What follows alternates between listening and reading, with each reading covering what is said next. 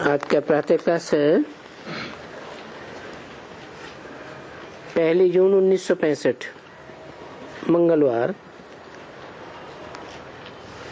चौथे पेज की मध्यांश में बात चल रही थी। 2 मालाएं मशहूर हैं। विष्णु के गले में फूल की माला, क्या कहा? उनको फूलों की माला, और शिव के गले में है रुद्रमाला। उसमें कांटे कांटे होते हैं कि नहीं? हैं? होते हैं। तो जो विष्णु की माला है वो फूलों की माला है, क्योंकि उन कांटों को फूल बनाते हैं। किन कांटों को? जो रुद्रमाला के कांटे हैं, जो गुलाब के फूलों के साथ ऐड किए जाते हैं, खुशबूदार रूहे गुलाबों के साथ ऐड किए जाते हैं, उनको कांटे से क्या बनाते हैं? फूल बनाते हैं। इसलिए बाबा क्या कहते हैं? बेसिक में ब्रह्मा द्वारा, अम्मा द्वारा पढ़ाई पढ़ाने के बाद रिजल्ट क्या निकला है? फिर एडवांस में आए तो क्या रिजल्ट लेके आए हैं? मिले न फूल तो कांटों से दोस्ती कर ली।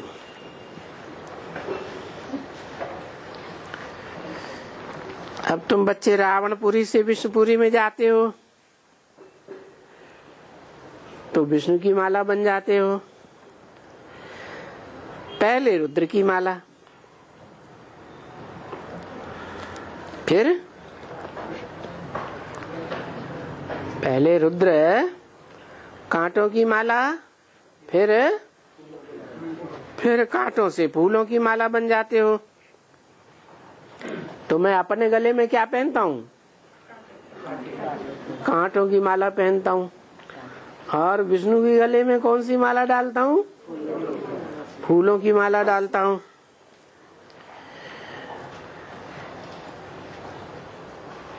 तो तुम जो बच्चे फूल बन जाते हो, उनको पहले बाप के पास घर में जरूर जाना है।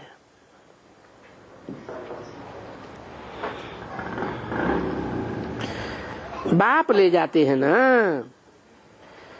पीछे जो जो पुरुषार्थ करेंगे वो नर से नारायण बन और नारी से लक्ष्मी बन, पीछे जाकर के राज्य करते हैं। तो विष्णु के 2 रूप हो गए। कौन कौन से 2 रूप? एक वो जो नर से नारायण, नारी से लक्ष्मी बनते हैं, और दूसरे जो पीछे आते हैं, नर से नारायण, नारी से लक्ष्मी बनने वालों के बच्चे बनते हैं, वो भी दूसरा रूप। वो भी 16 कला संपूर्ण और वो भी 16 कला संपूर्ण। ये 2 रूप हो गए।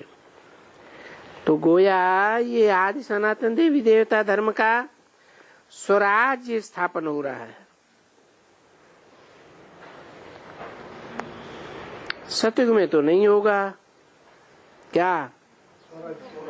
कहाँ स्थापन होगा स्वराज्य? संगम युग में स्वराज्य स्थापन होता है।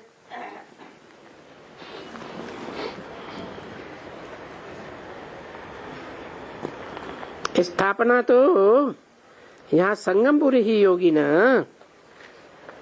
जो पतित हैं वो तो यहाँ ही पावन बनेंगे ना, यहाँ ही लायक बनेंगे ना।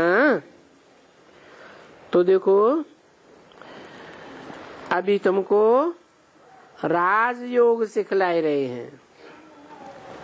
कौन सा योग सिखलाए रहे हैं? इसमें राज भरा हुआ है।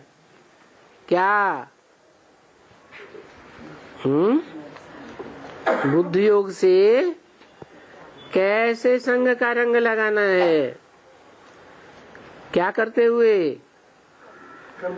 कर्मेंद्रियों से कर्म करते हुए बुद्धि योग से एक बाप से योग लगाना है। कैसे लगाना है वो तुम समझ गए हो। जैसे 5000 वर्ष पहले सिखलाया था वैसे ही लगाना है। और ये योग मैं हर 5000 वर्ष के बाद, हर कल्प के बाद तुमको सिखलाने आता हूँ। और तुमको ये पूरा निश्चय भी है कि बरोबर जब आप आते हैं तब भारत बिल्कुल ही जर्जरीभूत अवस्था को पाता है।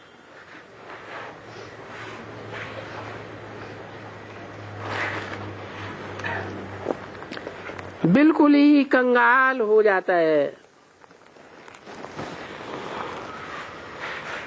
तो बाप आकर के माला माल बनाते हैं। कंगाल कब हो जाता है? जब घोर अज्ञान की अंधकार की रात्रि होती है तो उस समय भारत बिल्कुल कंगाल हो जाता है। और मैं आता हूँ तो क्या बनाता हूँ? कब आता हूँ? घोर अज्ञान के अंधकार की रात्रि में आता हूँ, जिसे महाशिवरात्रि कहा जाता है। महाशब्द क्यों लगाया? इतनी अज्ञान की अंधकार की रात्रि दुनिया में कभी नहीं होती। कब होती है? महाशिवरात्रि पर तो होती है, लेकिन वो महाशिवरात्रि कब होती है? 36 में होती है कि 76 में होती है कि कब होती है? हैं?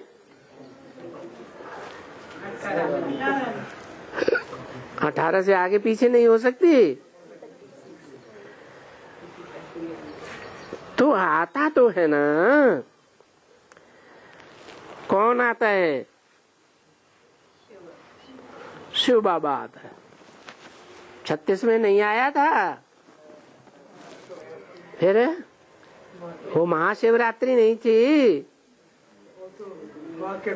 हैं? बाप के तन में आया था। फिर क्या 17-18 के लगभग अम्मा के तन में आएगा? अरे फिर अंतर क्या है? 36 में आया था, लेकिन हाँ नहीं, पहचान तो जब 17-18 के बीच आएगा या आगे पीछे आएगा तब भी पहचान तो नहीं होती है। किसी को पहचान होती है? सब अज्ञान की अंधकार की रात्रि में होती है। तो कहेंगे कि 76 में या 36 में सब अज्ञान अंधकार की रात्रि में नहीं थे क्या?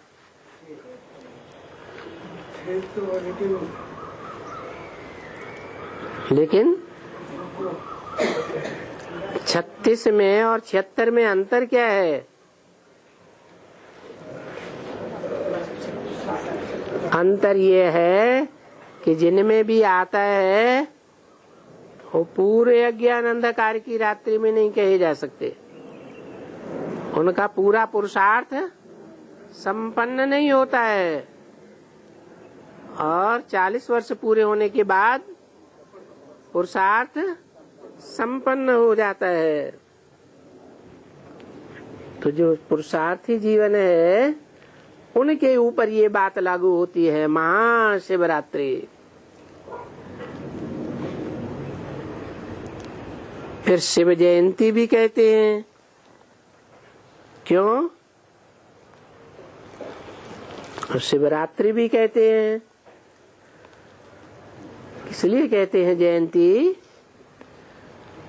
कि पुरुषार्थ के संपन्न होने पर शिव बाबा का जो कार्य होता है उसकी जय जयकार अंत में होने लगती है।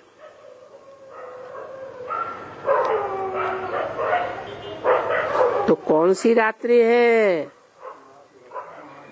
अज्ञान अंधकार की रात्रि है, वो स्थूल रात्रि नहीं है। जिस रात्रि में कृष्ण जन्म लेते हैं,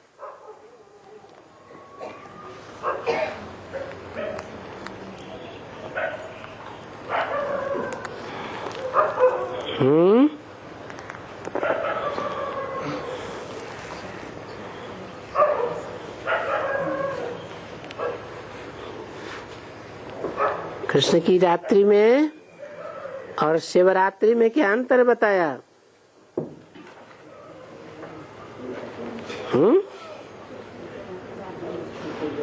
अरे रात्रि के 12 बजे अज्ञान अंधकार खत्म होगा, या दिन भी हो सकता है जब अज्ञान अंधकार संसार में विशेष आत्माओं का खत्म हो जाएगा, हैं? दिन भी हो सकता है। वो वहां घड़ी देखते हैं, कलाएं वगैरह देखते हैं ज्योतिषी लोग। इसका कोई पता नहीं है। परंतु रात किसको कहा जाता है? कलयुग अंत और सतयुग की आदि को रात्रि कहा जाता है। यानी पुरानी दुनिया का अंत और नई दुनिया का आदि। बरोबर सतयुग त्रेता है दिन, फिर द्वापर कलयुग है रात। किसकी रात, किसका दिन? कौन से ब्रह्मा का दिन और कौन से ब्रह्मा की रात है? अच्छा, माने प्रजापिता जो है वो अज्ञान अंधकार में आता है, हैं? निश्चय में आता है, हैं? प्रजापिता की अज्ञान अंधकार की रात्रि नहीं, वो तो मुकर्रर रथ है। उस मुकर्रर रथ में अज्ञान अंधकार की रात्रि की कोई बात नहीं। बाकी और जो मनुष्य आत्माएं हैं उनमें कुछ न कुछ अनिश्चय रूपी अंधकार पैदा हो जाता है, जो उनको ज्ञान सूर्य बाप दिखाई नहीं पड़ता। तो द्वापर कलयुग है रात और सतयुग त्रेता है दिन। इसका मतलब ये हुआ कि शूटिंग पीरियड में जो द्वापर कलयुग है उसमें ब्रह्मा की रात है, ब्रह्मा कुमारों की रात है, और सारी दुनिया ब्रह्मा कुमार और कुमारी बनती है या नहीं बनती है? उनकी सब की रात है। परंतु प्रजापिता वाली आत्मा की रात होती है या नहीं होती है? अच्छा, द्वापर का जब आदि है, जब शास्त्रों का निर्माण होता है, या अजंता एलोरा एलोफेंटा की गुफाओं में मूर्तियों का निर्माण होता है, चित्रों का निर्माण होता है, उस समय प्रजापिता वाली आत्मा अज्ञान अंधकार में होती है या नहीं होती है? क्यों? शास्त्र नहीं लिखती है, हैं? शास्त्र लिखती है, शास्त्र के बदले चित्रों से ही चरित्र समझ में आते हैं। हाँ, चित्र लिखना, शास्त्र लिखना, अपने भावों को उद्गार करना, बात तो एक ही है ना। तो उस समय जो भावनाएं हैं कवियों की या चित्रकारों की, वो सतो प्रधान होती हैं या तमो प्रधान होती हैं? तो उन चित्रकारों में, उन कवियों में भी कोई अव्वल नंबर होगा या नहीं होगा? जो होगा वो सतो प्रधान होगा या रात्रि में आ गया होगा? सात्विक स्टेज में। तो बोला ब्रह्मा का दिन सतयुग त्रेता और ब्रह्मा की रात द्वापर कलयुग। 1:6:65 की वाणी का 5वां पेज। तो इसको कहा जाता है ब्रह्मा का दिन बेहद का, फिर ब्रह्मा की रात बेहद की। बेहद की अर्थात 2500 वर्ष का दिन और 2500 वर्ष की रात। तो दिन और रात भी तो गाया हुआ है ना, किसका? ब्रह्मा का। ब्रह्मा का क्यों? कृष्ण का क्यों नहीं? आत्माएं तो एक ही है। ब्रह्मा का दिन ब्रह्मा की रात क्यों? कृष्ण का दिन कृष्ण की रात क्यों नहीं है? हाँ, तो दिन में नहीं आता है क्या? ब्रह्मा की रात और ब्रह्म का दिन इसका ही वर्णन है। हाँ, संगम युग में ही फाउंडेशन पड़ता है, उस समय नाम ब्रह्मा है। कृष्ण तो बच्चे का नाम है। कृष्ण का नहीं गाएंगे क्यों? कृष्ण को तो ज्ञान ही नहीं है और ब्रह्मा को तो कुछ न कुछ ज्ञान है। ये 100 साल माइनस करना पड़ेगा ना, काय में से माइनस करना पड़ेगा? क्यों माइनस? उसमें रात और दिन नहीं होती है संगम में। संगम में रात और दिन होती है कि नहीं है? और जो रात होती है वो ब्रह्मा की रात नहीं कही जाएगी संगम में।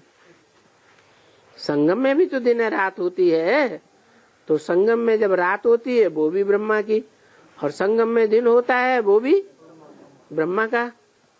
हाँ, प्रजापिता की रात और प्रजापिता का दिन नहीं कहेंगे।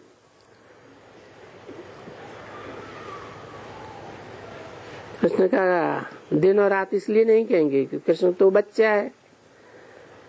यहाँ ब्रह्मा को ज्ञान मिलता है, कहाँ? संगम में। प्रजापिता ब्रह्मा को बाप से ज्ञान मिलता है, क्या? इससे मिलता है। और तुम बच्चों को नहीं, अम्मा से मिलता है। पहले पहले जन्म लेते हो तो बचपन, हाँ, प्राइमरी नॉलेज तो पहले मिलती है ना। फाउंडेशन तो वही है ना, आई काका गागा ABCD। तो तुम बच्चों को ब्रह्मा से मिलता है और प्रजापिता को बाप से मिलता है। और वर्षा भी किसको? प्रजापिता को वर्षा बाप से मिलता है और तुम बच्चों को अम्मा के द्वारा मिलता है। माना कौन अम्मा? ब्रह्मा तो सही है। तुम बच्चों को कौन सी अम्मा के द्वारा वर्षा मिलता है? अरे कहेंगे ब्रह्मा द्वारा, वो तो शरीर छोड़ गया। प्रजापिता ब्रह्मा है, अभी तो बताया। प्रजापिता ब्रह्मा को बाप से मिलता है, ज्ञान भी बाप से मिलता है और वर्षा भी बाप से मिलता है। और बच्चों को फिर बाप बाप बाप रट्टा लगाई दिया। बच्चों को किससे मिलता है? माँ से मिलता है। क्या मिलता है? कौन सा वर्षा? ज्ञान का वर्षा भी मिलता है माँ से और स्थूल वर्षा भी माँ से मिलता है। गोया शिव बाबा तुमको ब्रह्मा द्वारा ज्ञान दे रहे हैं। क्या? ब्रह्मा द्वारा ज्ञान दे रहे हैं। तुमको मीडिया के द्वारा मिलता है और प्रजापिता को डायरेक्ट मिलता है। कौन सा ज्ञान दे रहे हैं? सारी सृष्टि के चक्र का। तुमको त्रिकालदर्शी बनाते हैं। मनुष्य सृष्टि में कोई एक भी त्रिकालदर्शी नहीं हो सकते। इम्पॉसिबल है। अगर होवे तो ये नॉलेज देवे ना सृष्टि चक्र का, ये कैसे फिरता है? कोई सत्संग में कभी भी कोई नॉलेज दे ही नहीं सकता है। ये बाप जब आते हैं तो मनुष्य तो जानते हैं कि श्री कृष्ण भगवान वाच,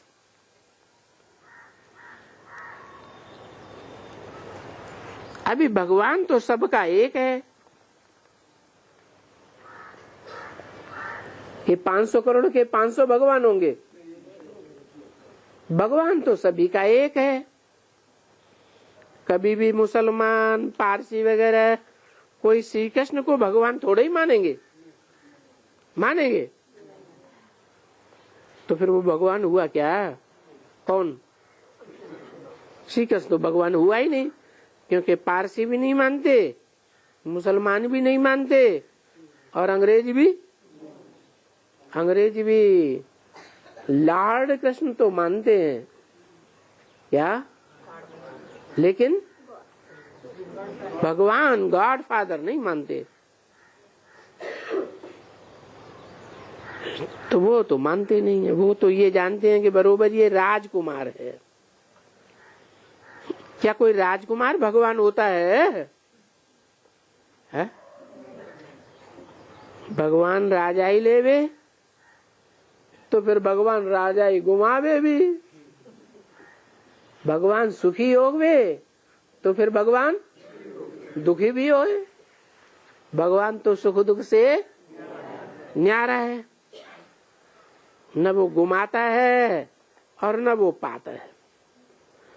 वो तो बाप कहते हैं तुमको राजधानी विश्व का मालिक बनाए, मैं तो फिर निर्वाण धाम में ही रहता हूँ, यानी मैं सदा परम धाम का रहवासी हूँ, इसलिए मैं निर्वाण में रहता हूँ। समझा ना? बस मनुष्यों को कोई भी दुख नहीं। जब मैं निर्वाण में जाता हूँ तो सब सुखी बन जाते हैं। फिर जब दुखी होना शुरू होते हैं तो मेरा पार्ट भी शुरू हो जाता है। ये क्या बोला है? ये क्या बोला? जब दुखी होना शुरू होते हैं, कब दुखी होना शुरू होते हैं? द्वापर से। तो मेरा पार्ट भी शुरू हो जाता है। द्वापर में पार्ट शुरू होता है क्या? है? नहीं होता। शिव बाबा का पार्ट नहीं होता। मुरली में तो बोला है षष्ठी पर सदा कायम कोई चीज है नहीं, सदा कायम तो एक शिव बाबा ही है। ये तो भूल गए हैं? ये बात क्यों भूल गए?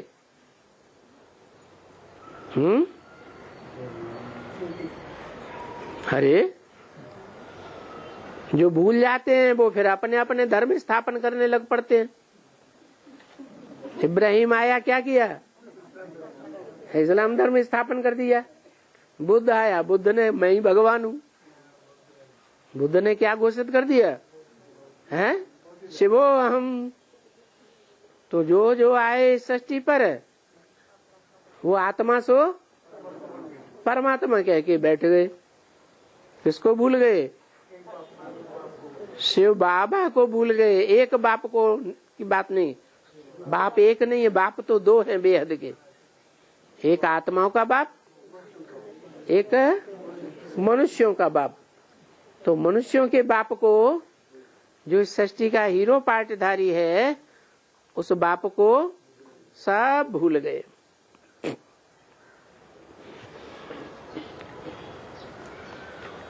तो देखो, जब दुखी होते हैं तो मेरा पाठ शुरू होता है। मेरा जब पाठ शुरू होता है तो तुम मुझे बुलाते हो ना? है? नहीं बुलाते?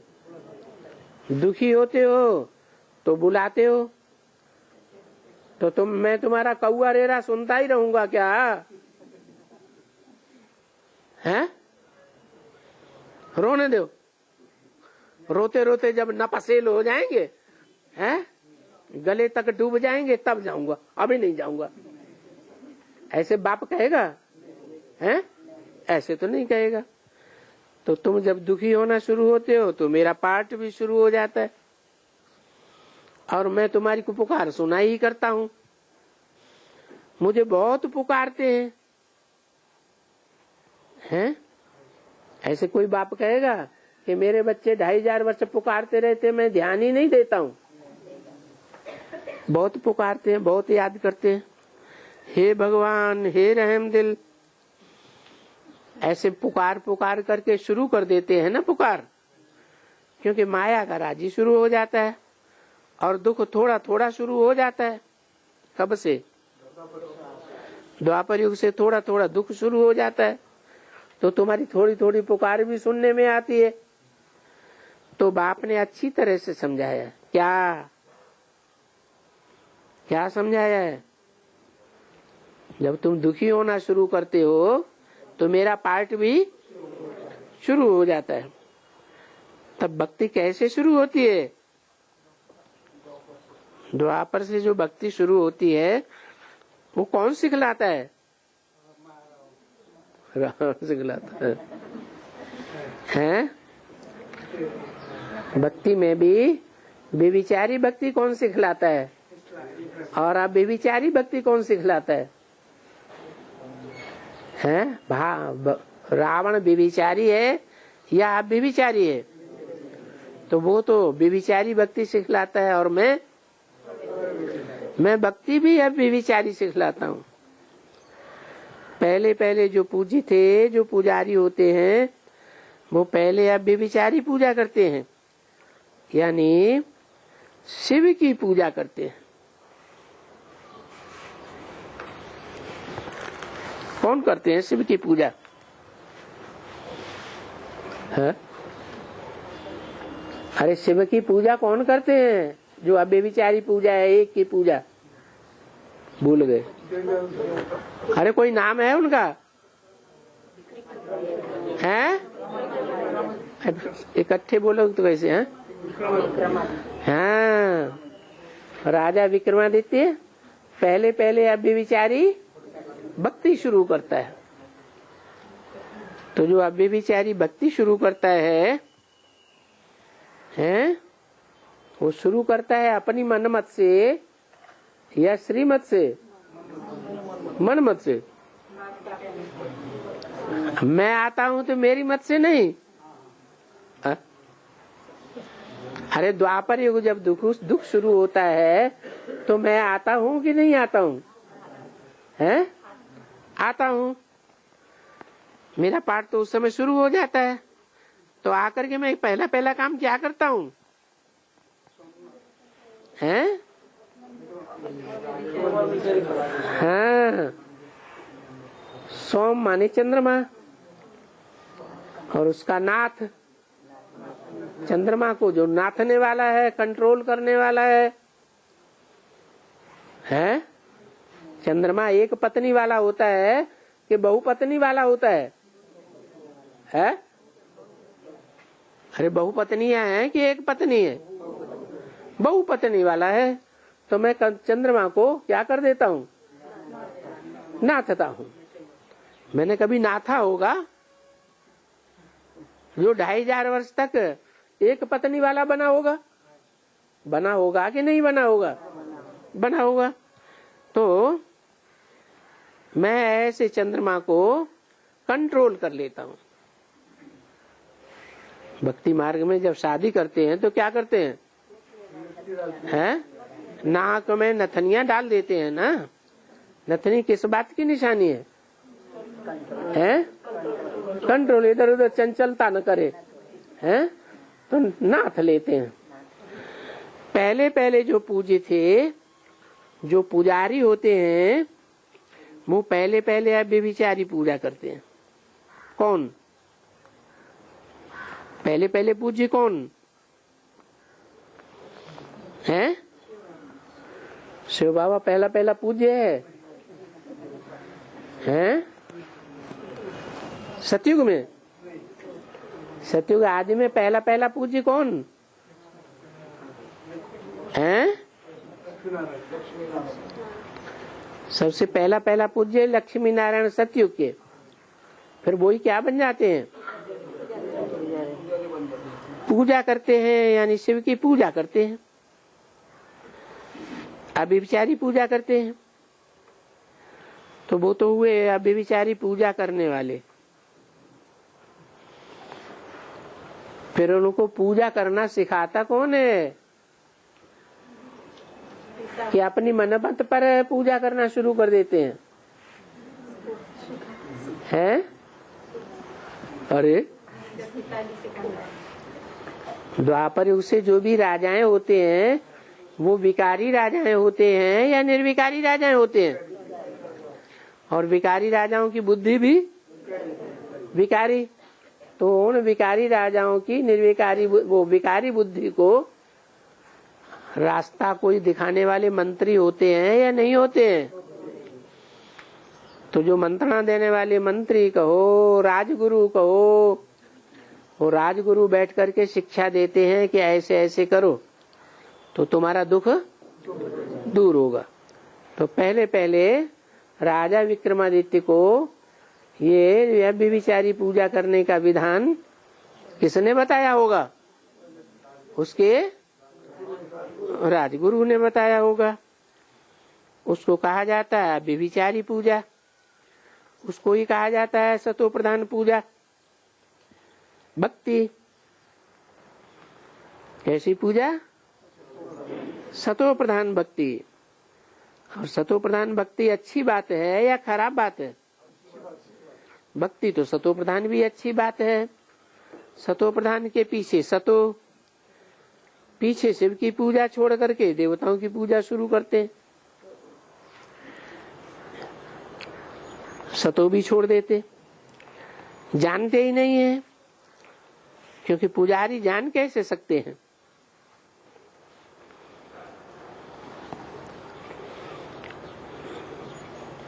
कोई को भी नहीं जानते हैं और कोई भी नहीं जानते हैं। बस पूजा शुरू हो जाती है। फिर शिव की पूजा, फिर दिन प्रतिदिन वो बैठ शिव का बैठ करके नाम डालते हैं।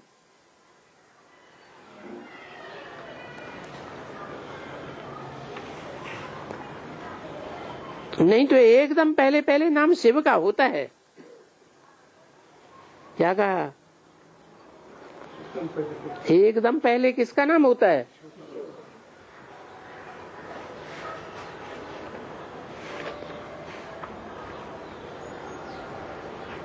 सन 36 में आया, जो ज्ञान सुनाया, जो साक्षात्कार कराया, वो एकदम पहले पहले किसने कराया है? शिव ने कराया या शिव शंकर ने कराया या शंकर ने कराया? जैसी शूटिंग होती है वैसे ब्रॉड ड्रामा में भी होता है। क्योंकि शिव कहो या फिर सोमनाथ कहो, है? कैसे? शिव है, शिव माने कल्याणकारी। पहला पहला क्या कल्याण करता है? शिव इस सृष्टि पर आता है तो पहले पहले क्या कल्याण करता है? हैं? 36 में ही पतितों को आते ही पावन बनाना शुरू कर दिया। पहले ज्ञान देगा कि नहीं है कि पतित पावन कौन है? तो पहले ज्ञान देता है या पतितों को पावन बनाना शुरू कर देता है? पहले तो आकर के ज्ञान देता है। तो देखो पहले पहले शिव का नाम होता है, बाद में सोमनाथ। शिव आता है तो ज्ञान दिया। ज्ञान किसको दिया है? किसको ज्ञान दिया? अरे शिव ने आकर के ज्ञान दिया तो किसको ज्ञान दिया? चलो सूर्य को ज्ञान दिया, वो सूर्य भी तो साकार बनता है तभी ज्ञान देता है ना। हाँ, तो जो शिव है कल्याणकारी है, आकर के पहला पहला ज्ञान देने का कार्य करता है। वो ज्ञान देकर किसको कंट्रोल करता है? हैं? चंद्रमा को कंट्रोल करता है, माताओं को कंट्रोल नहीं करता है।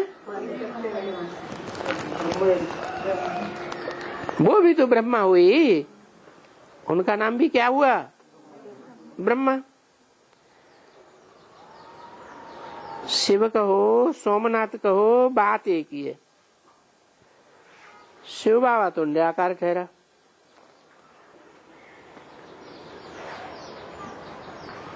ये क्यों कह दिया शिव बाबा निराकार बैठा?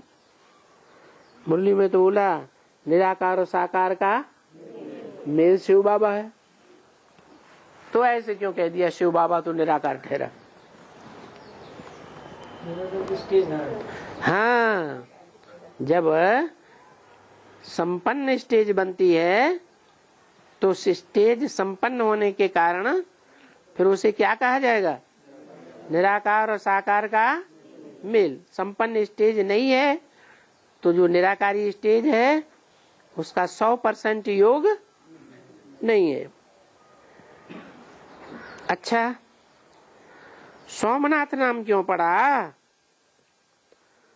कारण बताओ।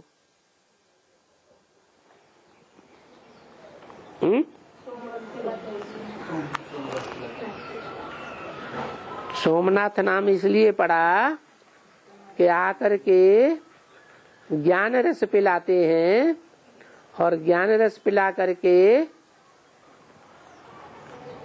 ज्ञान की डोरियों से कंट्रोल करते हैं।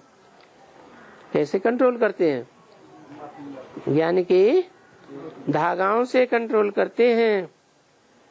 सोम रस पिलाया ना, अमृत पिलाया ना, इसलिए नाम पड़ गया सोमनाथ।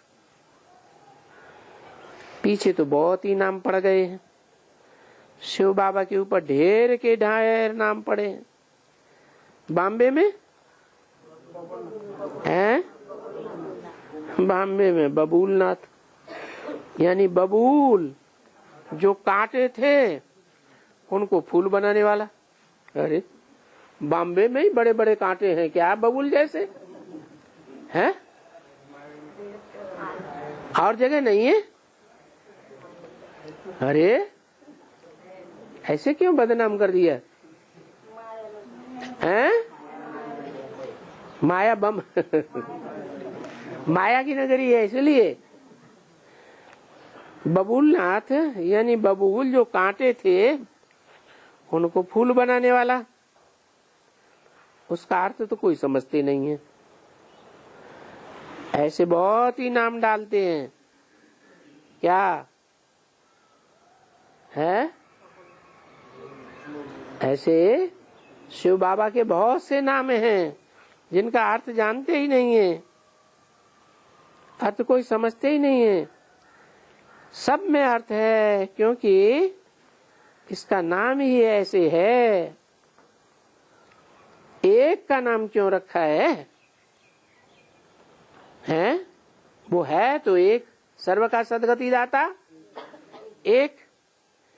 उनके लिए अगर कह देते हैं कि सर्वव्यापी है, कुत्ते में है, बिल्ले में है, ये तो ग्लानि हो गई है। कारण क्या है? कुछ कारण तो होगा। ऐसे क्यों कह देते हैं सर्वव्यापी है?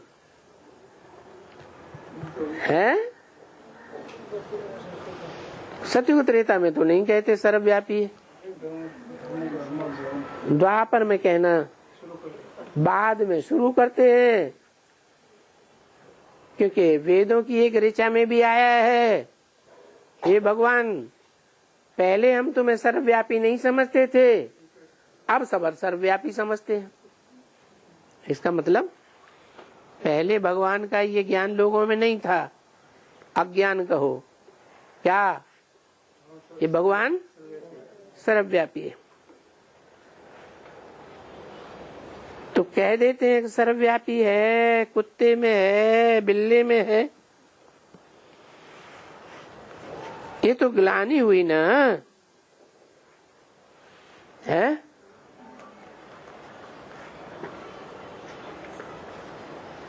कृष्ण की गालें ग्लानि करें तो ठीक।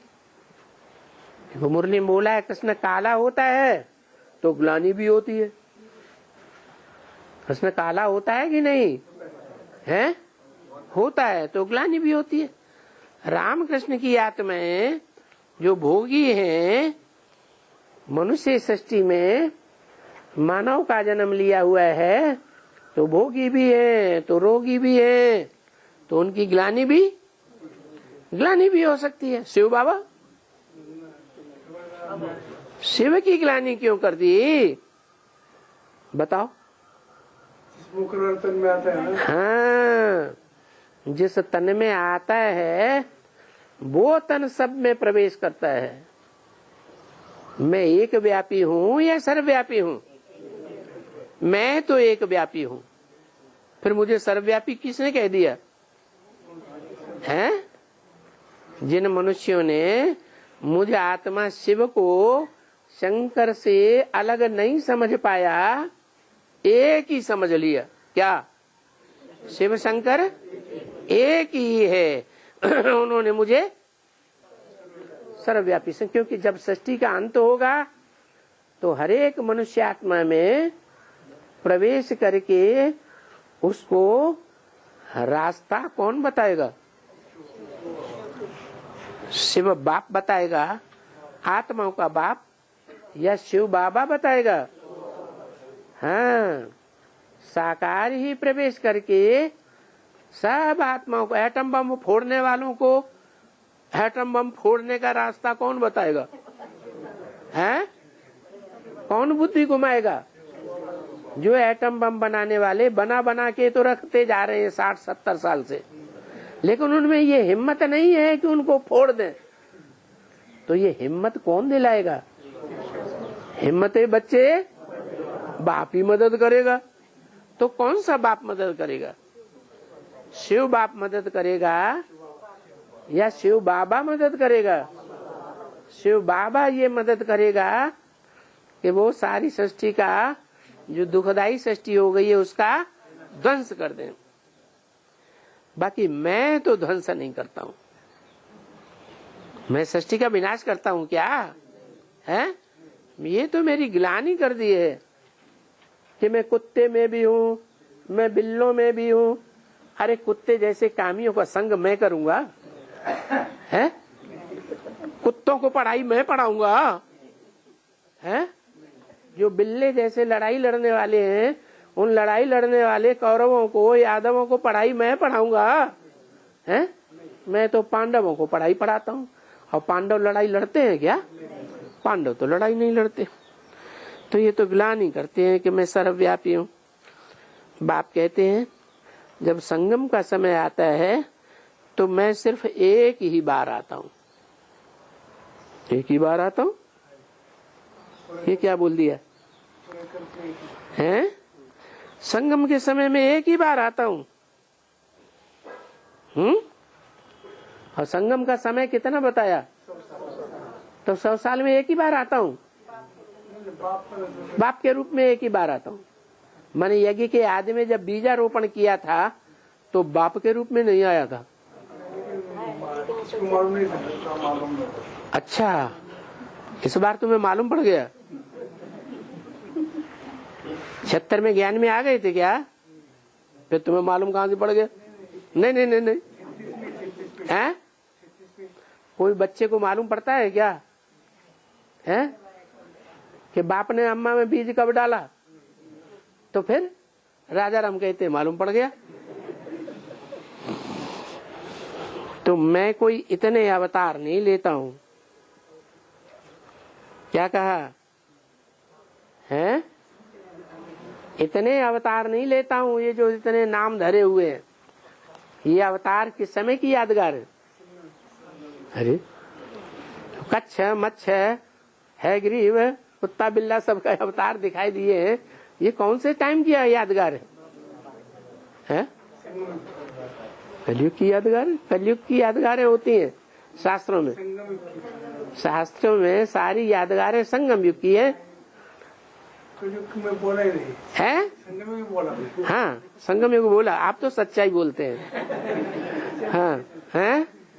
तो मैं कोई इतने अवतार नहीं लेता हूँ, मैं तो सिर्फ एक ही अवतार लेता हूँ। जो मैं एक अवतार लेता हूँ वो सर्वशक्तिवान का अवतार होता है या थोड़ी शक्ति थोड़ी अशक्ति का अवतार होता है? तो वो कब होता है? संगम पर भी कब? 100 साल में भी कब होता है? हाँ, वो पुरुषोत्तम संगम कब है? संगम माना कलयुग का अंत। तो कलयुग का अंत 36 में भी नहीं हुआ, अभी भी चल रहा है। कलयुग का अंत 76 में भी नहीं हुआ, अभी भी चल रहा है। तो संवत एक एक एक जब शुरू हो, सब कोई माने कि अब नए युग का आरंभ हो गया, तभी तो कहेंगे कलयुग का अंत और सतयुग की आदि। कब कहें? कौन सी आत्मा है जिस आत्मा की प्रत्यक्षता होने पर, प्रत्यक्षता रूपी जन्म लेने पर कलयुग का अंत कहा जाता है, सतयुग का आदि कहा जाता है? कृष्ण की आत्मा। अभी कृष्ण की आत्मा कहाँ प्रैक्टिकल पार्ट बजाए रही है, ये कोई निश्चय बुद्धि होकर के नहीं बताता। बताता है? आज बताता है, कल उल्टा बोलने लग पर नहीं, गुलजार दादी में ही आते हैं। है नहीं, मुकर्रर तन में नहीं कृष्ण आता है। कृष्ण की आत्मा तो संगम युग में बाप दादा तो सभी बच्चों में प्रवेश करके पाठ बजाते हैं। कोई एक मुकर्रर तन की बात नहीं है, लेकिन फिर भी उनका एक दिन ऐसा गाया हुआ है कि जब कलयुग का अंत टोटल और सतयुग का आदि होता है, वो कब होता है? हैं? वो महाशिवरात्रि कब मनाई जाए? वो कृष्ण का जन्म कब कहें? हैं? तो मैं कोई इतने अवतार नहीं लेता हूँ, मैं तो सिर्फ एक ही बार आता हूँ। उन्होंने तो कितने नाम अब गिनाए दिए, परशुराम अवतार, फलाना अवतार, ये सभी भक्ति के नाम बनाए हुए हैं। ये सब जो भी है भक्ति के कर्मकांड के किताब में या पुस्तकें हैं, शास्त्र हैं, बाकी मुझे भी कोई नहीं जानते। न कि ऐसा है कि भक्ति करने से मुझे मिलते, एक भी नहीं मिलते। जब सब भक्ति का समय पूरा होता है, रावण राज्य पूरा होता है, रावण राज्य शुरू होता है और भक्ति शुरू होती है। जब ये आधा कल्प रावण राज्य होता है, तब फिर मैं आता हूं। ये ड्रामा में एक नियम है, ऐसे नहीं है कि कभी कोई मुझे बहुत याद करे। अरे यहाँ तो बहुत ही लड़ाइयाँ लगी हुई हैं, अंग्रेजों की लड़ाई, मुसलमानों की लड़ाई, और पुकारा तो पुकारने वालों ने बहुत है।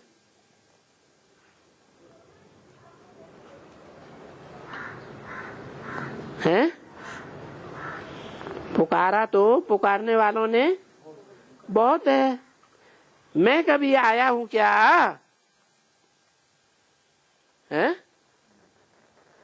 आया हूं है? नहीं आया। और अभी ऊपर क्या बोला तुमने? जब दुखी होना शुरू करते हैं तो मेरा पार्ट भी शुरू हो जाता है। तो पार्ट बिना आए शुरू हो जाता है क्या? प्रैक्टिकल नहीं। प्रैक्टिकल नहीं। भक्ति करते हैं। प्रैक्टिकल तो शरीर के द्वारा कहा जाता है। तो शरीर के द्वारा पार्ट नहीं चलता है द्वापर के आज से कलयुग के अंत तक।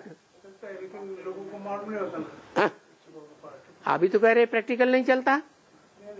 लेकिन उस टाइम द्वापर कलयुग में मालूम नहीं होता, संगम पर मालूम होता है। कुलांच लगा जाते हैं।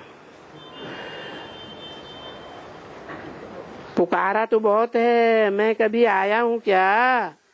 मना मेरा जो संपन्न रूप है सर्वशक्तिवान, उस रूप में मैं कभी आया नहीं।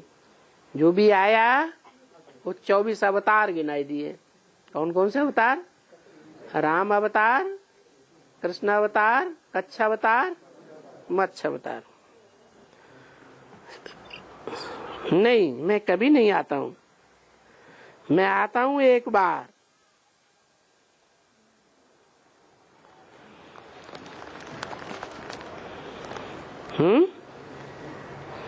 बाप एक है तो अवतार भी एक है। बेहद का बाप एक है, लेकिन एक ही मुकर्रर में होना। बाप दो हैं बेहद के, और वो बेहद के दो अवतार भी हैं। लेकिन जो बाप आत्माओं का है, बेहद का बाप, वो कहते हैं मैं कल्प में एक ही बार आता हूं, आता भी एक दफा हूं बस। वो कौन सी दफा हुई? टोटल कलयुग का अंत और सतयुग का आदि। तो कौन सा कहें? संगम में कब है? 18 के आसपास। अच्छा, फिर सन 36 के बाद जब प्योर सतयुग शुरू होगा, उस समय आकर के 1 सेकंड में परिवर्तन नहीं करता हूं है? 1 सेकंड में सारी सृष्टि परिवर्तन नहीं होती है। सारी सृष्टि का जब परिवर्तन होता है तो सारी सृष्टि सन 36 में अज्ञान अंधकार में होगी या नहीं होगी? है? होगी है? हाँ, क्योंकि ये रिहर्सल कहो, शूटिंग कहो, ये तो अंत तक चलती रहती है, जब तक ब्रॉड ड्रामा शुरू न हो।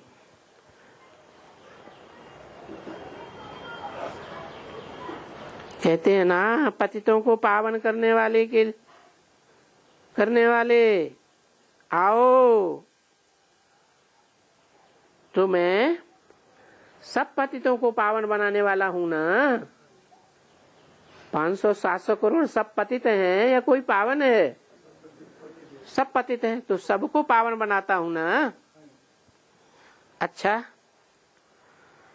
फिर हमको कब बुलाएंगे? जो मैं आऊं।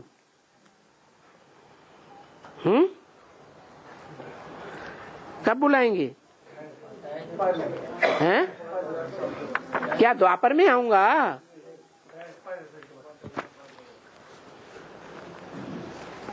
द्वापर के पीछे तो है कलयुग। अगर कहते हैं कि द्वापर के अंत में कृष्ण भगवान आया, तो क्या आके पापी कलयुग की स्थापना की? 1:665 की वाणी का 6ठा पेज। तो जरूर मुझे कलयुग के अंत और सतयुग के आदि में आना पड़ता है। मेरा एक ही बार आना होता है। एक ही बार आना होता है। कब?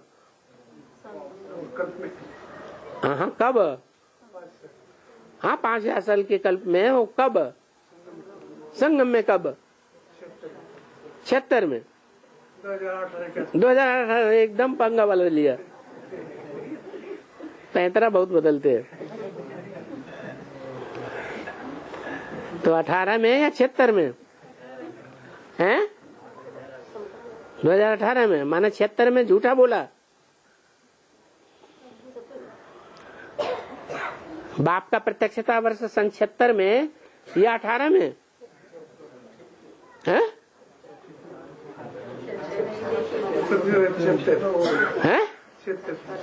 76 में। फिर 18 क्यों बोला? हैं? सर्पिणी की सारी दुनिया के सामने प्रत्यक्ष हो जाएगा। सारी दुनिया के सामने। और 36 में फिर किसके सामने प्रत्यक्ष होंगे? अरे तमो प्रधान से सतो प्रधान बनने में 40 से 50 वर्ष लगते। तो 40 में तो 8 के ही सामने प्रत्यक्ष होंगे, सबके सामने होंगे। 40 पूरे होंगे तो कितनों के सामने प्रत्यक्ष होंगे? 8 के सामने प्रत्यक्ष। सबके सामने कहाँ प्रत्यक्ष होंगे? 8 का संगठन पक्का संगठन बन जाएगा, उसे कोई दुनिया में तोड़ नहीं सकता। फिर सबके सामने कहाँ प्रत्यक्ष हुआ? 28 के बाद माना 76 में बाप आते हैं, बाप का प्रत्यक्षता वर्ष मनाया जाता है। तो वो प्रत्यक्षता वर्ष और जो 18 के आसपास प्रत्यक्ष 40 वर्ष पूरे होने पर मनाया जाएगा, वो प्रत्यक्षता वर्ष काम के आधार पर होता है। प्रैक्टिकल में स्थापना हो जाती है। कब? 2018 में। और 76 में स्थापना सिर्फ बुद्धि की बात है। जो बुद्धि की बात सबको दिखाई नहीं देती हो।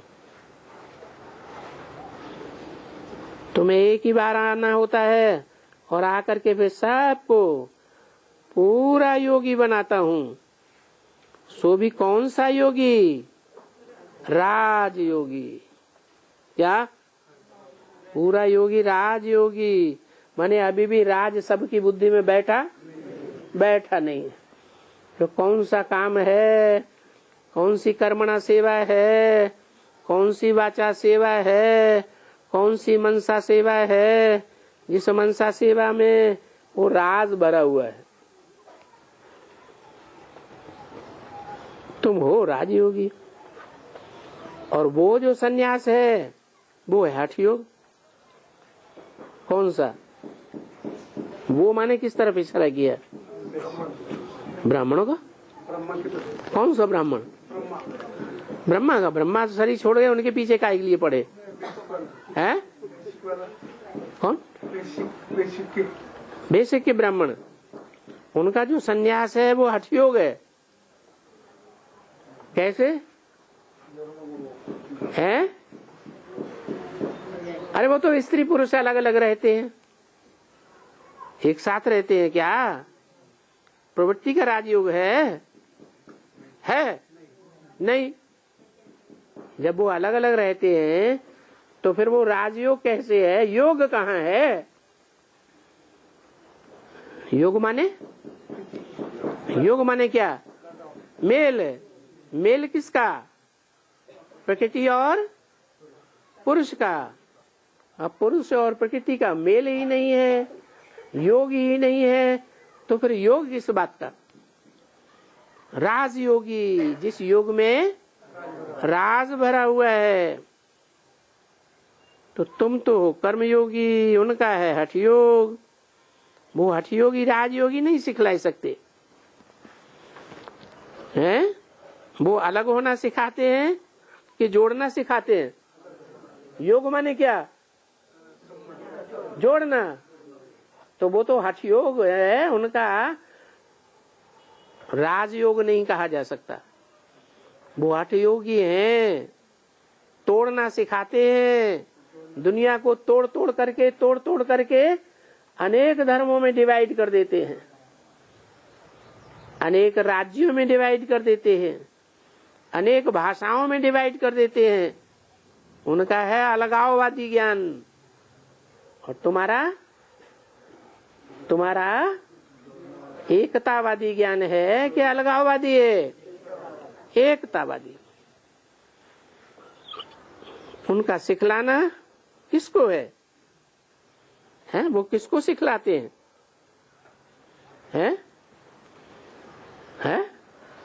वो जो सिखलाते हैं योग योग योग योग, वो किसको सिखलाते हैं?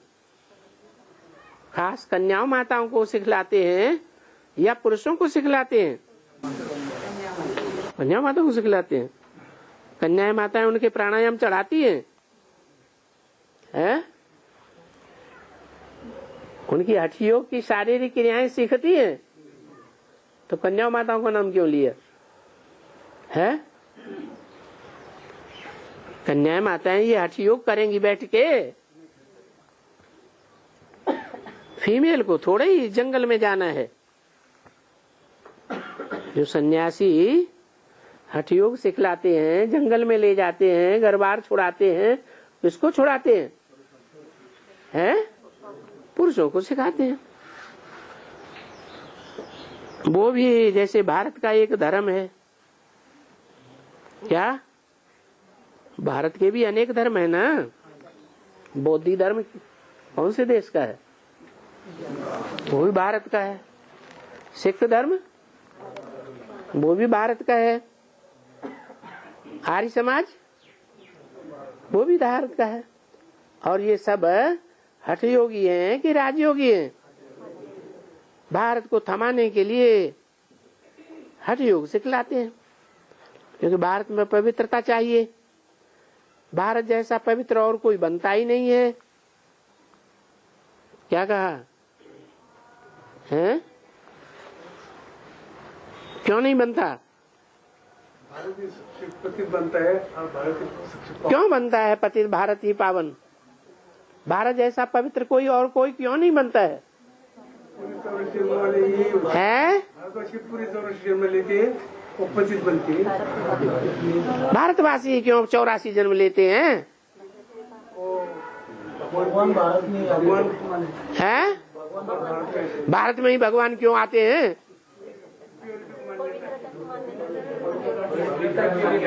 भारत ही पवित्रता को क्यों मानता है?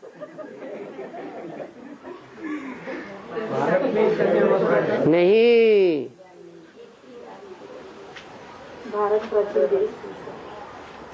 ज्ञान की रोशनी में लगा रहता है। नहीं। ज्ञान सदसम पवित्रम ही विद्यते। गीता में क्या बोला? इस दुनिया में ज्ञान के सिवाय कुछ ऐसा नहीं है जो इतना पवित्र हो।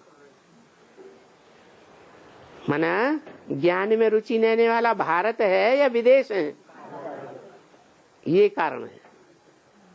दूसरे देश ईश्वरीय ज्ञान की बातों में इतनी रुचि नहीं लेते हैं जितना भारतवासी रुचि लेते हैं।